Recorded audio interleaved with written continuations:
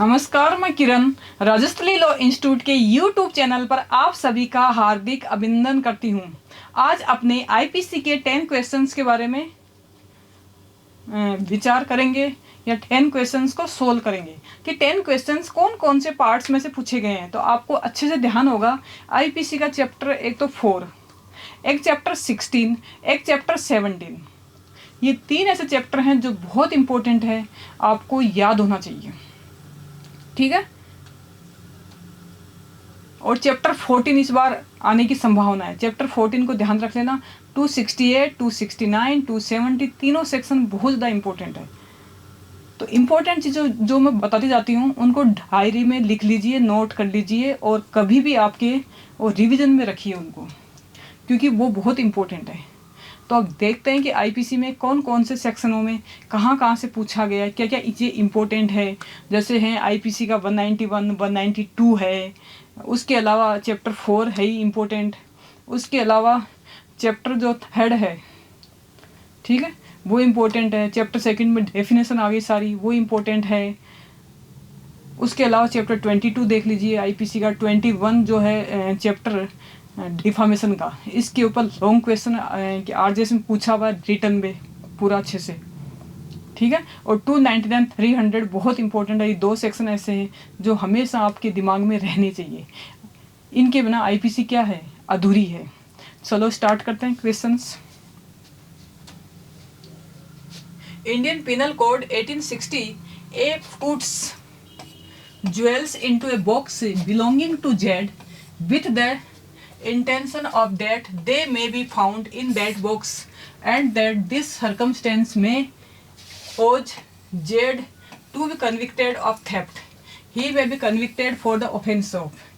क्या पूछा है कि एक बक्स में जो किसका है, ये का है, इस आशय से आभूषण रखता है कि वे उस बॉक्स में पाए जाएं। इस परिस्थिति से यह चोरी के लिए दोषी ठहराया जाए। तो आपको ध्यान होगा आईपीसी का 191, 192, 192 में बहुत चीज़ें बता रखी है। परिस्थिति, प्रविष्टि और मिथ्या साक्ष्य देना। सर्कमस्टेंसेस है, फॉल्स एंट्री है और फॉल्स गिविंग एविडेंस है। तो 4 ऑप्शन हो गए कि he may be convicted for the offense of giving false evidence, he may be convicted for the offense of fabricating false evidence। तो ये तो हो गया 191, ये हो गया 192। he may be convicted for the offense of forgery, he may be convicted for the offense of cheating। यानी वह मिथ्या साक्ष्य देने के अपराध के लिए दोष सिद्ध किया जा सकता है, वह मिथ्या साक्ष्य गढ़ने के अपराध के लिए दोष सिद्ध किया जा सकता है, वह कूट रचना के अपराध के लिए दोष सिद्ध किया जा सकता है, वह छल कार्य के लिए दोष सिद्ध किया जा सकता है। तो आपको ध्यान होगा आईपीसी का कौन सा 192, इसके जो तीनों इलस्ट्रेशन है एज इट इज, ये क्या करते हैं वहाँ से लेते हैं। तो आईपीसी का 191, 192 को स्टार राउंड में लिख लीजिए और उनको आज ही पक्का याद कर लीजिए। ठीक है। तो क्या आएगा इसका ऑप्शन है बी। क्या है, बी इसका ऑप्शन है कि he may be convicted for the offence of fabricating false evidence, यानी वह मिथ्या साक्ष्य गढ़ने के अपराध के लिए दोष सिद्ध किया जा सकता है। Next question, IPC 1860 intentional insult which intend to provoke breach of the peace is punishable under, यानी कौन से सेक्शन में पनिशेबल है, यानी लोक शांति भंग कराने को प्रकोपित कराने के आशय से सास से, यानी इंटेंशनली क्या कर रहा है, वो अपमान कर रहा है। तो कौन से सेक्शन में पनिशेबल होगा, 503 क्या है, 503 क्रिमिनल इंटिमिडेशन, ये हो नहीं सकता। 508 है डिस्प्लेजर, ठीक है, तो ये भी नहीं हो सकता। 507 भी नहीं, तो ऑप्शन क्या आएगा इसका 504। तो आईपीसी के जो इंपॉर्टेंट सेक्शन है उनकी एटलीस्ट हेडिंग तो याद होनी चाहिए आपको। हेडिंग में क्वेश्चन पूछे जाने की संभावना रहती है। ठीक है। तो आईपीसी के हेडिंग प्लस इंपॉर्टेंट सेक्शन के अंदर से आपको टिप्स पे होनी चाहिए, टुकड़ों में करके उनको अलग कर दो और उसी पे से प्रॉब्लम बना के पूछते हैं वो लोग। देन आपको सेक्शन ही याद नहीं होगा तो कैसे सोल्व कर पाओगे आप। ठीक है, तो आंसर क्या आएगा इसका? डी। अगला question, which section has been drafted in the light of McNaghten rules? बहुत फेमस है मैग्नाटन रूल। ठीक है, यानी मैग्नाटन नियम के आलोक में कौन सी धारा का प्रारूप बनाया गया था? तो मैग्नाटन जो है बिल्कुल फेमस है आईपीसी के सेक्शन 84 में।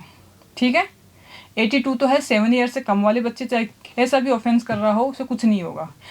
83 दे दिए 7 से लेकर 12 ईयर्स तक वाले बच्चों के लिए। 85 जिसने खुद ने जिसको जानबूझ के पिलाया गया हो शराब वगैरह जो भी है उसके लिए। तो क्या आएगा? ऑप्शन डी 84 सेक्शन बहुत इंपॉर्टेंट है। 84 एग्जाम के हिसाब से आज ही इसको इम्पोर्टेंट कर लेना, यानी 76 से लेकर 106 तक जो एक्सेप्शन दे रखे हैं चैप्टर 4 उनको आज ही पक्का याद कर लेना, जिसमें से 84 भी बहुत इंपॉर्टेंट है, 82 इंपॉर्टेंट है, 83 इंपॉर्टेंट है।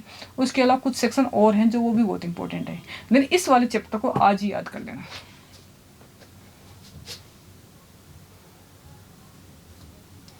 The number of kind of punishment under the IPCR, यानी IPC के अंतर्गत दंड के प्रकार, या पूछे प्रकारों की संख्या, तो आपको ध्यान है IPC का 53 जो सेक्शन है वो बहुत इंपॉर्टेंट है कि कितने टाइप के पनिशमेंट है।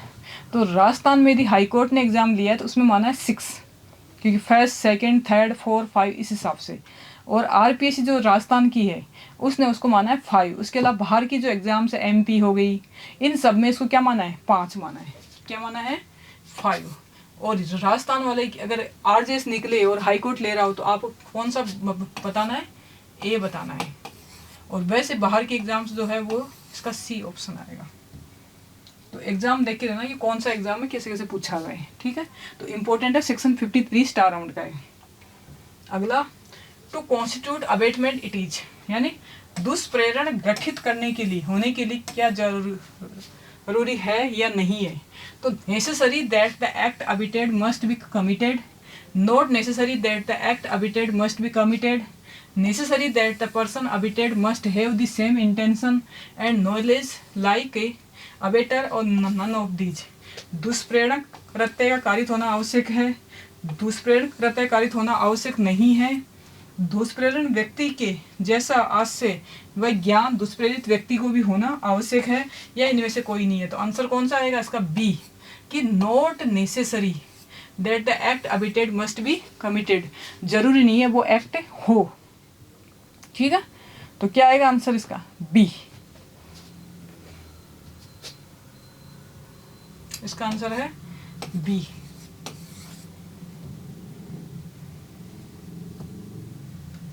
A declares that she wants to commit suicide and runs towards a well but is caught and stopped by B from jumping into the well। A is guilty of which offense under IPC, यानी A ने दुष्प्रेरण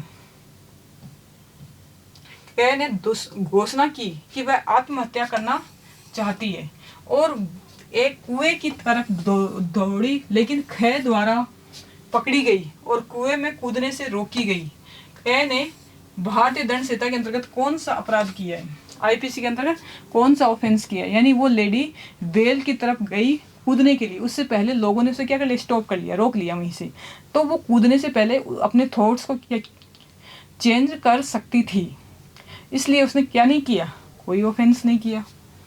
तो no offence, यानी abetment to commit suicide, attempt to commit suicide, attempt to commit culpable homicide, preparation to commit suicide, या no offence. तो इसका answer आएगा क्या? No offence. D इसका आंसर है। अगला question, A was intentionally trying to shot at a feeling B who had criticised his father in a meeting, but unfortunately brother of A came between them and thus brother of A got killed। यानी भागते हुए ब जो एक बैठक में उसके पिता की आलोचना कर चुका था के ऊपर साहस्य पूर्वक गोली चलाने का प्रयत्न करता है, परंतु दुर्भाग्य से कै का भाई दोनों के बीच में आ जाता है। इस प्रकार वह मारा जाता है। तो सिंपल सी बात है, उसने शूट किया तो इंटेंशन क्या था उसका, मर्डर करने का। चाहे उसकी जगह सेकंड पर्सन ही मर जाए तो भी क्या रहेगा, मर्डर रहेगा। तो क्या ऑप्शन आएगा, A has committed the offence culpable homicide not amounting to murder, ये नहीं होगा। A has committed no offence because he had no intention to kill his brother, तो ये भी नहीं आएगा। A has committed offence of causing death by negligence, तो ये भी नहीं आएगा। A has committed the offence of murder, A द्वारा जो आपराधिक मानववध जो हत्या नहीं है का अपराध कारित किया है। ए के द्वारा कोई अपराध कारित नहीं किया क्योंकि उसका हाथ से भाई की हत्या करने का नहीं था। ए के द्वारा उपेक्षा से मृत्यु कारित करने का अपराध किया, ए के द्वारा हत्या करने का अपराध किया। तो एग्जैक्ट इसका आंसर क्या आएगा, डी। क्या है, डी इसका आंसर है। आगे next question, according to IPC any man who monitors the use by a woman of the internet, email or any other form of electronic communication commits the offence of, यानी IPC के अनुसार ऐसा कोई पुरुष है जो किसी स्त्री द्वारा इंटरनेट, ईमेल या किसी अन्य प्रारूप की इलेक्ट्रॉनिक संसूचना को प्रयोग किए जाने को मॉनिटर करता है, वह अपराध करता है। 4 ऑप्शन है, वॉयरिज्म, 354C, स्टॉकिंग, 354D। तो आंसर क्या आएगा इसका, बी। तो आपको बता दो इम्पोर्टेंट क्या है, 354 से लेकर 354E तक जो है सेक्शन, ये बहुत इंपॉर्टेंट है। इनमें से एक क्वेश्चन हर साल पूछे जाने की संभावना रहती है, तो स्टार आउट कर लीजिएगा और इनको लिख के याद करिए, क्योंकि लिखे बिना अपने इतने इंटेलिजेंट नहीं है जो हमारे माइंड में रह जाए। लिखने से क्या होता है कि एक जगह अपना माइंड क्या स्टेबल रहता है और लॉन्ग टाइम तक याद रहता है। लिखा हुआ कहते हैं लॉन्ग टाइम तक रहता है। तो आंसर क्या आएगा इसका, बी, यानी पीछा करना, स्टॉकिंग यानी पीछा करना, बी।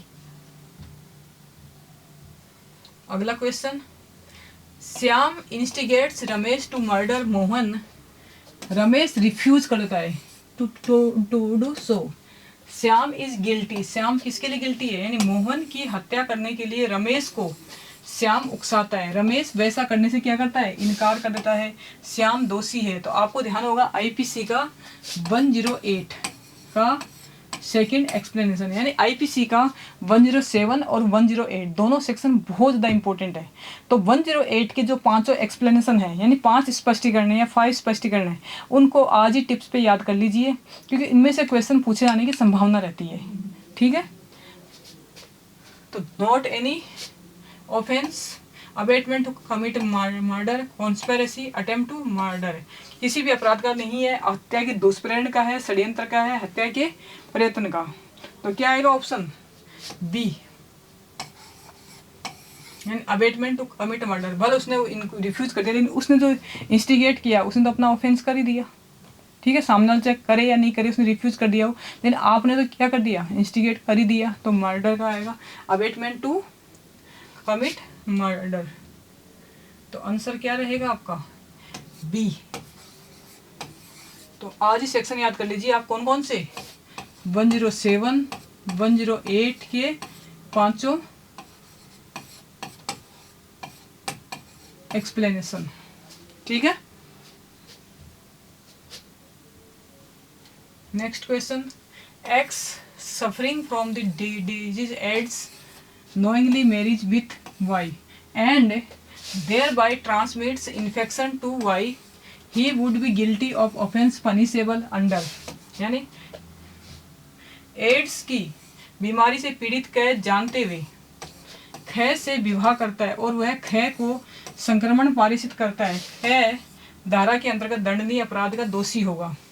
सेक्शन क्या है, 279, ये तो होगा नहीं। He could not hold guilty since Y is his wife, ये भी नहीं होगा। सेक्शन 324, ये भी नहीं होगा। तो आंसर क्या आएगा, 269, यानी चैप्टर कौन सा आईपीसी का 14। तो इस बार इस चैप्टर में आने की आरजेएस में पूरी संभावना है, क्योंकि ये जो अभी कोरोना का चल रहा है ये चैप्टर 14 पे ही है। ठीक है, न्यूज़ पेपर में आप देखते होंगे आपको ये बीमारी है, होते हुए जानते हुए नॉइंगली आप किसी में स्प्रेड कर रहे हो, फैला रहे हो, तो क्या लग जाएगा 269, नेग्लिजेंटली कर रहे हो। ठीक है, तो 268, 269, 270 तीनों सेक्शन बहुत इंपॉर्टेंट है। तो आज इनको स्टार राउंड कर लीजिए, कौन कौन से सेक्शन हैं। 268, 269 और 270, ये तीनों सेक्शन बहुत इंपॉर्टेंट है। तो आज ही लिख के रख लीजिए, इनको पक्का याद कर लीजिए। यानी आंसर क्या आएगा इसका, बी। क्या है, बी इसका आंसर दे रखा है। इसके अलावा आईपीसी में जो इम्पोर्टेंट चीज़ें बता दूं, चैप्टर 4 है, चैप्टर 16 है, 17 है, चैप्टर 14 है, चैप्टर 22 है, इन पे आप अच्छे से फोकस करिए। और चैप्टर 3 भी है जिसमें पनिशमेंट्स के बारे में दे रखा है, जैसे सेक्शन 53 है, सेक्शन 65 है, सेक्शन 67 है, 73 दे रखा है। इन सेक्शनों को आप इम्पोर्टेंट मानिए। और चैप्टर 2 में डेफिनेशन बता रखी है कुछ कुछ जो हर हाल में आने की संभावना रहती है, तो आप इनको अच्छे से पक्का याद करिए। किसी का वेट मत करिए, कोई स्टडी कर रहा है, साथ वालों का रहता है कि ये स्टडी नहीं कर रहा तो मैं भी नहीं कर रही, किसी का वेट मत करिए, चुपचाप अपनी स्टडी करिए। ठीक है, thanks for watching this video.